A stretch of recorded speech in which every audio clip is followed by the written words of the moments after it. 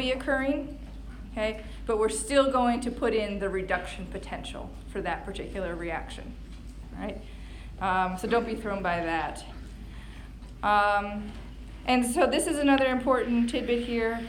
For a voltaic or galvanic cell to function, it must have a positive value for the cell potential, standard cell potential.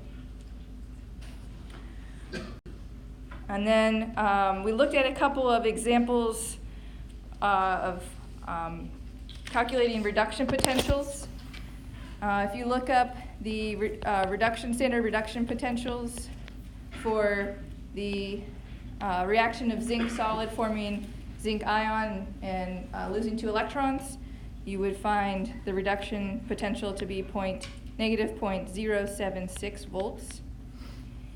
And then the reaction here that's happening at the cathode, reduction reaction.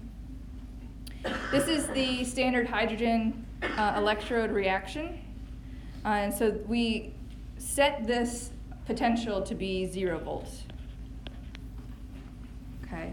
So if you're to calculate the cell potential for the reaction given in this galvanic cell, or reactions, you would take the reduction potential occurring at the cathode, so that's our 0 volts, we'll put another 0 there, minus that which is happening at the cathode, okay, so that's, minus the anode, hello. That's the negative 0.76 volts. And then subtraction will give us a cell potential of 0.76 volts. This is a positive cell potential, so this galvanic cell is a working galvanic cell. Yes? How did I get what? Sorry. 0. So the standard hydrogen electrode reaction given that cathode pass out is set at 0. Okay. So if we look at a different galvanic cell, here we've got the zinc reaction again. So we know that our standard reduction potential is negative 0.76 volts. And at the cathode, we're going to have the reduction reaction of copper ion forming copper solid. This has a reduction potential of 0.34 volts. If we find the cell potential, okay, we will have, excuse me, 0.34 volts minus the negative 0.76 volts. And we'll end up with 1.10 volts. You could do this problem with just the 2 half cell reactions and not know which one was occurring at the cathode and which one was occurring at the anode. Because there's only one way of getting a positive cell voltage.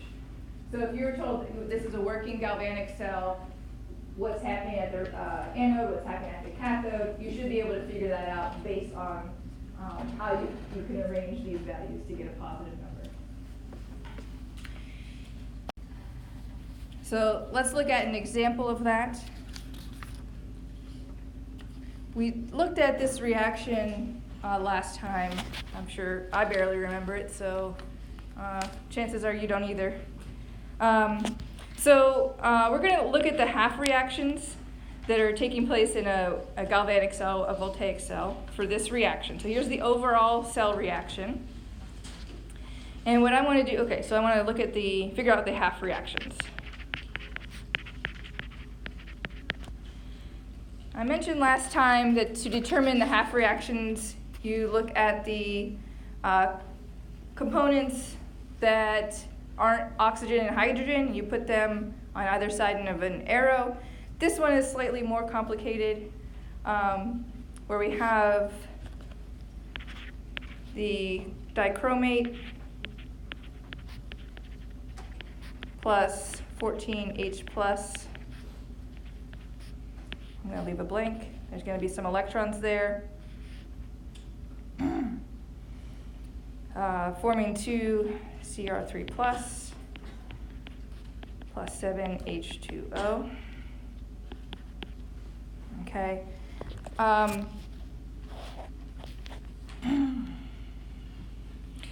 there's actually 6 electrons transferred here in this reaction. And this is a half reaction that you would be able to find on your reduction table. Okay, this is a slightly more complicated one. The other one would be 6I minus, forming 3I2. And then there's going to be 6 electrons transferred here. So based on these half reactions, we're able to tell where reduction is occurring, or which is the reduction and which is the oxidation. Okay, so reduction is gain of electrons. We've got electrons on our reactant side in the first reaction, so this is our reduction. In the second half reaction, we're losing electrons, so that's oxidation. So just given the overall reaction, figuring out the half reactions that take place and looking at where the electrons fall on either side of the arrow will help us determine a cell potential. Okay, so this question could have originally said determine the standard cell potential for this reaction. And this is the process that you would go through.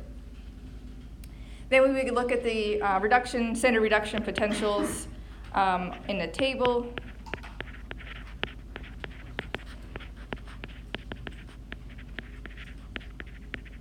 Okay, and the reduction potential for the dichromate reaction is 1.33. And the reduction potential for the oxidation reaction is 0.54.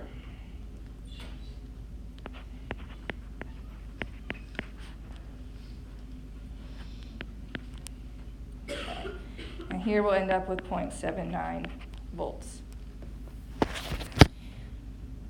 If you look at this oxidation reaction,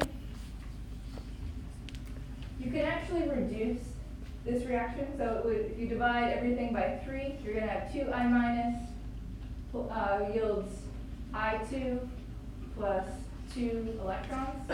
And that's how you would find that reaction in the reduction potential table, standard reduction potential table.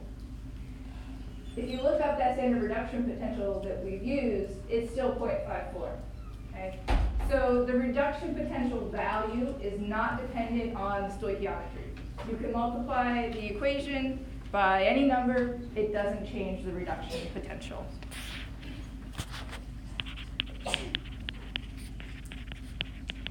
So the values of the standard reduction potential are not dependent on the stoichiometry.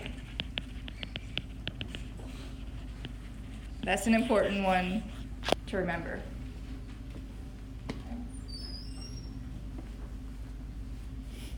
Questions on that? Yes? And those are all calculated values, right? Yes, all that's tabulated. No calculations there, figuring those out. Other things?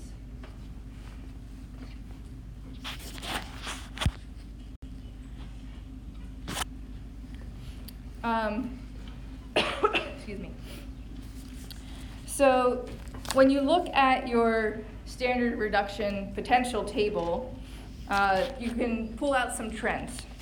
And what you're going to see is that the more positive the value of the standard reduction potential, the greater the tendency for reduction.